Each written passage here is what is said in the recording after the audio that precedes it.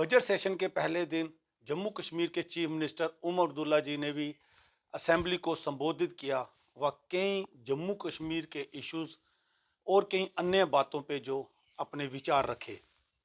जो लंबा लिस्ट हमें दिया गया था उसका सबसे पहला नाम साहब का वजीर आजम अटल बिहारी वाजपेयी साहब का था। इस बार 4 महीने के बाद जब दूसरी बार हाउस का सेशन लगा, उस लिस्ट के मुकाबले इस लिस्ट में नाम कम है, लेकिन इस लिस्ट में भी सबसे पहला नाम एक साहब का वजीर आजम डॉक्टर मनमोहन सिंह साहब का नाम।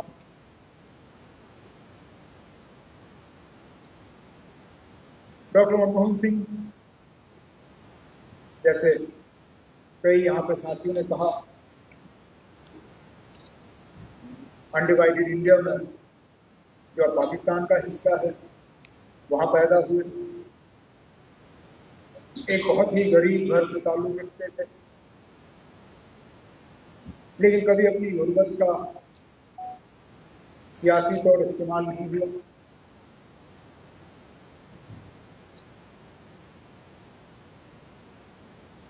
सड़क के किनारे लाइटों का इस्तेमाल करते हुए उन्होंने पढ़ाई की और वहां से जाके ऑक्सफोर्ड कैम्ब्रिज तक पहुंचे। एक अफसर के तौर पे शुरू किया, economic adviser, planning commission, deputy chairperson, finance minister और फिर प्राइम मिनिस्टर। जहां जहां काम किया, कामयाबी से काम किया। सही याद दिलाया नाइक साहब ने हमें, जब फाइनेंस मिनिस्टर बने मुल्क के तो क्या हालात थे। हमारे पास हुकूमत चलाने के लिए पैसा नहीं था। मुल्क का सोना जो है वो बाहर के मुल्कों के पास गिरवी रखा गया ताकि हम थोड़ा सा पैसा वहां से लाके यहाँ हुकूमत को आगे चला पाए। वो दिन और ये दिन, आज हम दुनिया के सबसे बड़े इकोनॉमीज में इस मुल्क के इकोनॉमी को जो है उनमें गिनते हैं। अगर उसको डॉक्टर मनमोहन सिंह साहब ने वो पेशरफ नहीं की होती, शायद हमारा हाल अफ्रीका के कुछ गरीब मुल्कों के जैसा होता। उसके बाद जो रिफॉर्म मेजर्स उन्होंने इनिशिएट किए, जो लाइसेंस परमिट राज उन्होंने खत्म किया, आज अगर इस मुल्क में प्राइवेट सेक्टर ने इतनी कामयाबी हासिल की, वो तभी मुमकिन हुआ जब डॉक्टर मनमोहन सिंह साहब ने लाइसेंस परमिट राज को खत्म किया। नहीं तो कौन सी फैक्ट्री लगनी है वो भी गवर्नमेंट ऑफ इंडिया तय करती थी, कितना बड़ा फैक्ट्री लगेगा वो भी वहां से तय होता था, और फैक्ट्री लगेगी कहां पे वो भी गवर्नमेंट ऑफ इंडिया तय करती थी। ये तमाम रिस्ट्रिक्शंस जो हैं आहिस्ता आहिस्ता हटाए गए और आज हमारी जो इकोनॉमिक पोजीशन है उसकी सराहना जो है पूरी दुनिया में की जाती है। इसी तरह वजीर आजम के तौर पर जो उन्होंने, जैसे तारिगामी साहब ने कहा, सोशल वेलफेयर के मेजर्स जो लिए, चाहे वो इंदिरा आवास योजना की सूरत में गरीबों को मकान दिलाने के लिए, एमजी नरेगा गरीबों को रोजगार देने के लिए। मुझे आज भी याद है जब एमजी नरेगा की बात की जाती थी, पहले का जो फर्स्ट टर्म था ऑफिस में, लोग कहते थे कि मुमकिन ही नहीं है, आप इतने बड़े पैमाने पर लोगों को काम दे नहीं सकोगे, ये फेल हो जाएगा। लेकिन इतने साल बाद आज भी आप देखें तो एमजी नरेगा का ही काम चलता है रूरल एरिया में। आज भी जब हम ऑनरेबल एमएलए से बात करते हैं तो कहते हैं अब जॉब कार्ड और चाहिए, काम और होना चाहिए, एमजी नरेगा के तहत काम उठाए जाने चाहिए। जम्मू कश्मीर के हवाले से हम बात करें, जहां बैनुल अक़वामी सतह पर उन्होंने जम्मू कश्मीर के मामलों को हल करने की कोशिश की, और वो पहल उसकी शुरुआत डॉक्टर मनमोहन सिंह साहब ने नहीं की, उनको विरासत में मिला।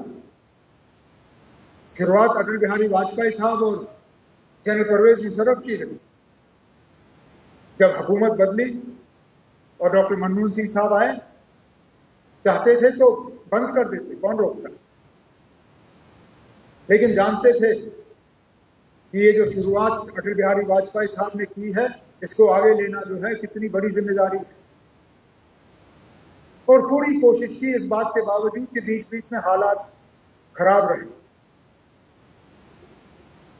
शायद अगर मैं ये कहूं कि जितना हम करीब दोनों मुल्क इस मसले को हल करने पे आए थे, उस दौर डॉक्टर मनमोहन सिंह साहब और जनरल परवेज मुशर्रफ के दौर पे, मुझे नहीं लगता है मैं अपनी जिंदगी में दोबारा वो दौर देखूं। जम्मू कश्मीर के अंदरूनी हालात को अगर आप देखें तो कहां कहां गिने। जब 2010 में हालात खराब हुए, जम्मू कश्मीर के लोगों के जख्मों पर मरहम लगाने के लिए वर्किंग ग्रुप्स कायम हुए। उसमें हर पार्टी और मुख्तलिफ सोच रखने वाले लोगों को शामिल किया गया, और आज भी वो वर्किंग ग्रुप्स जो है मायने रखती हैं, चाहे पॉलिटिकल या गवर्नेंस को लेकर। और उन वर्किंग ग्रुप्स के हवाले से जो मेजर्स उठाए गए, आज भी उनका मुकाबला नहीं है।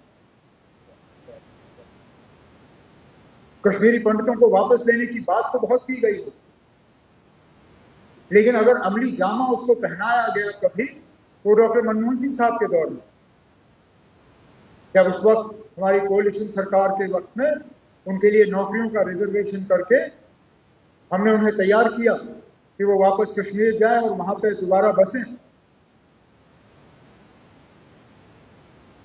जिस तादाद में उस वक्त वो गए, दोबारा वो फिर हमने देखा नहीं।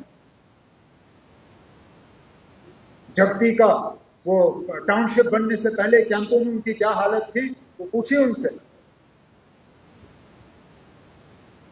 उनके दौर में जगती का टाउनशिप बना और कश्मीरी पंडित जो हैं एक बहुत ही मतलब खराब हालात थे उनके कैंपों में थे, वहां से जाके थोड़ी सी उनको राहत मिली। इंफ्रास्ट्रक्चर के लिहाज से अगर हम बात करें, जिस हाईवे का जिक्र जनाब एलजी साहब ने अपने खुतबे में किया, जम्मू श्रीनगर हाईवे, उसकी 4 लेनिंग का काम डॉक्टर मनमोहन सिंह साहब के दौर में, ये उनका तोहफा था जम्मू कश्मीर के लोगों के लिए। आज जब हम इंतजार कर रहे हैं वजीर आजम साहब का कि वो आएंगे और इस रेल का पूरा उद्घाटन करेंगे, जो मैं उम्मीद करता हूं कुछ ही दिनों में होगा, लेकिन शुरुआत कश्मीर को बाकी मुल्क के साथ जोड़ा गया जब बानीहाल का टनल मुकम्मल हुआ और रेल वहां से गुजरी। तब मैं उस वक्त ट्रेन पे डॉक्टर मनमोहन सिंह साहब के साथ चिनाब पे, जो सबसे ऊंचा पुल रेल का दुनिया में, वो काम डॉक्टर मनमोहन सिंह साहब के दौर में शुरू हुआ। बदकिस्मती से ऊपर वाले ने उनकी जिंदगी रखी नहीं थी कि वो उस पुल के ऊपर से पूरी तरह से ट्रेन को गुजरते हुए देखें, लेकिन कहीं ना कहीं उनको इस बात की तसल्ली होगी कि जिस काम की शुरुआत उनके दौर में की गई, उसको आज मौजूदा हुकूमत ने मंजिल तक पहुंचा दिया। इसी तरह जब हालात खराब हो गए 2016 में, हालांकि डॉक्टर मनमोहन सिंह साहब उस वक्त वजीर आजम नहीं थे, लेकिन तब भी जम्मू कश्मीर के लोगों के लिए वो फिक्रमंद रहते। एक ग्रुप लाए, वो जम्मू में बैठे, श्रीनगर में बैठे, और जो जो उनसे मिलना चाहते थे उनसे मिले।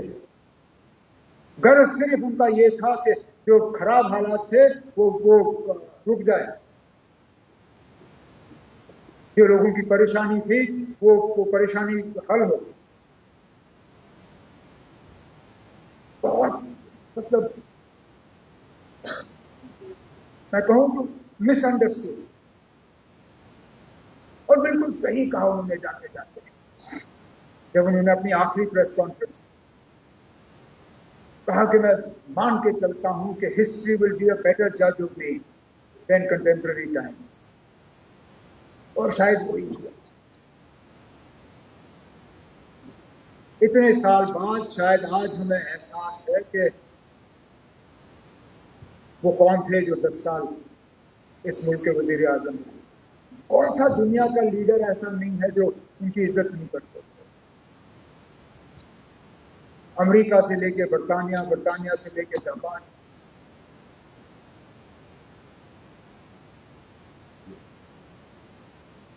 एक देश को प्रेम करने वाले, जम्मू कश्मीर के लोगों के साथ हमदर्दी रखने वाले मुल्क के वजीर आजम, मुझे उनके साथ बहुत नजदीकी से काम करने का मौका मिला, बहुत कुछ सीखने का मौका मिला।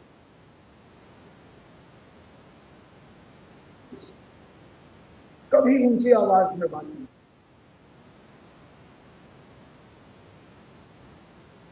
और अगर कभी उनसे गलती हो जाती थी तो वो गलती तस्लीम करने में भी हिचकिचाहट महसूस नहीं करते थे।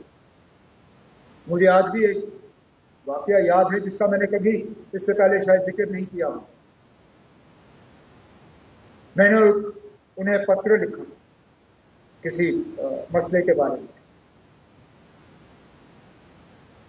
और फिर एक आध दिन 2 दिन बाद मैंने उस पत्र के हवाले से कहीं इंटरव्यू दिया, हालांकि मैंने पत्र का जिक्र नहीं किया,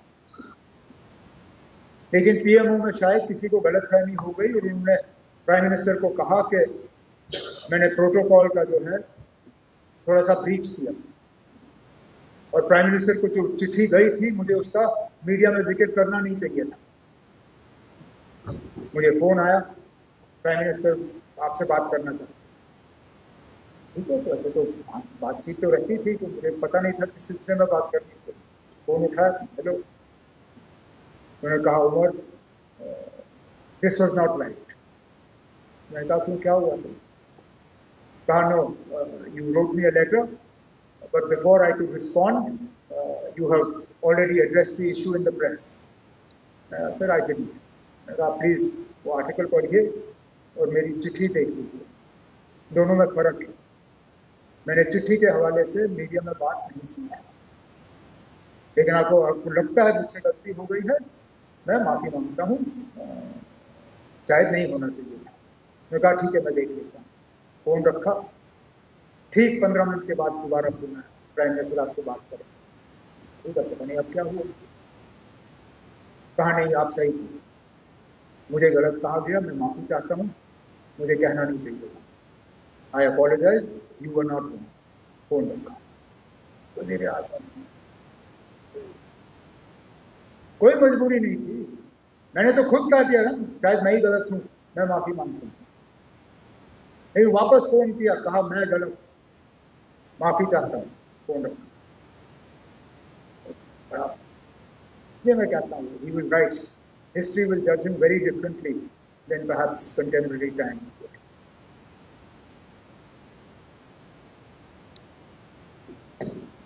जिन 5 हस्तियों को हम यहाँ खिराज अकीदत पेश कर रहे हैं, उनमें से 3 के बारे में जानता हूँ, मिलने का मौका शायद ही मिला होगा, लेकिन आप सबकी तकरीरों से पता चल जाता है,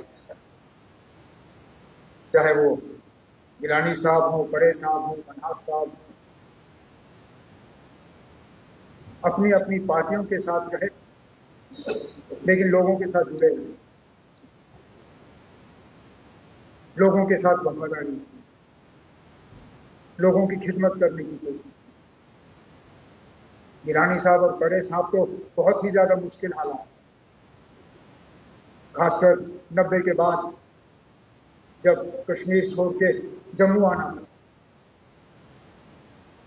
उन हालात में भी लोगों के साथ जुड़े रहे, लोगों के मसलों को हल करने की कोशिश की।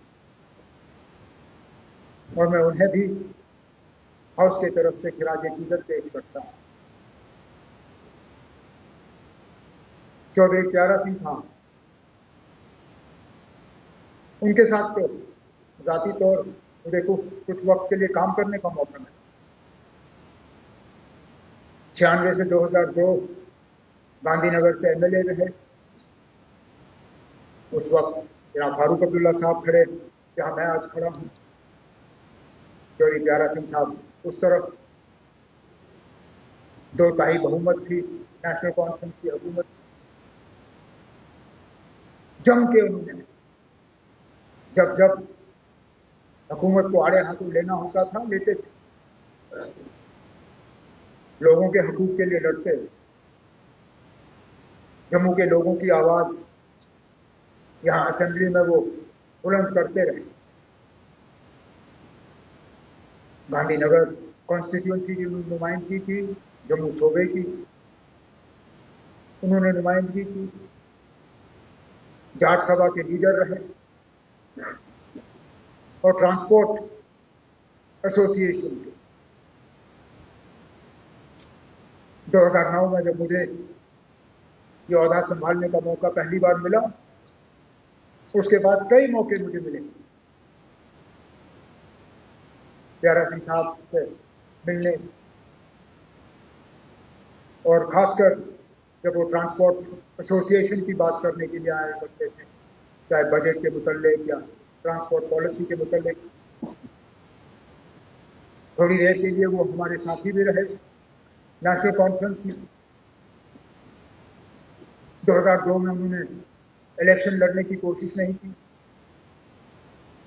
सरदार हरबंस सिंह साहब को उन्होंने जितवाने की कोशिश की, मदद की,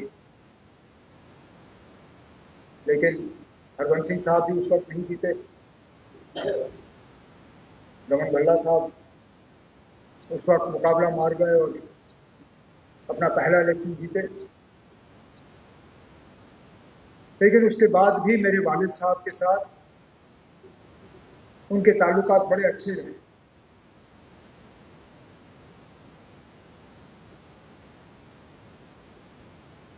उम्मीद करूंगा कि जिस तरह चौधरी प्यारा सिंह जी ने अपने लोगों की खिदमत की, अपनी कॉन्स्टिट्यूंसी की खिदमत की, जम्मू कश्मीर की खिदमत की, उनके फर्जंद जो यहाँ इस हाउस में उसी कॉन्स्टिट्यूंसी से मेंबर हैं, वो भी इसी तरह अपने काम को अंजाम देंगे। मैं अपने तरफ से, अपने साथियों की तरफ से, हाउस की तरफ से डॉक्टर मनमोहन सिंह साहब, गिलानी साहब, बड़े साहब, मनहास साहब जो राज्यसभा के मेंबर रहे, पीडीपी बीजेपी कोalition गवर्नमेंट के दौरान उन्होंने राज्यसभा में जम्मू कश्मीर के लोगों की नुमाइंदगी की, अपनी पार्टी की बात वहां पर सामने रखी। और यहाँ चौधरी प्यारा सिंह, मैं उन्हें खिराज अकीदत पेश करता हूँ। उम्मीद करता हूँ कि जो उन्होंने अच्छे काम किए लोगों के लिए, वो हम याद रखेंगे। जो उन्होंने काम करने का एक तरीका हमें सिखाया, उसको हम याद रखेंगे।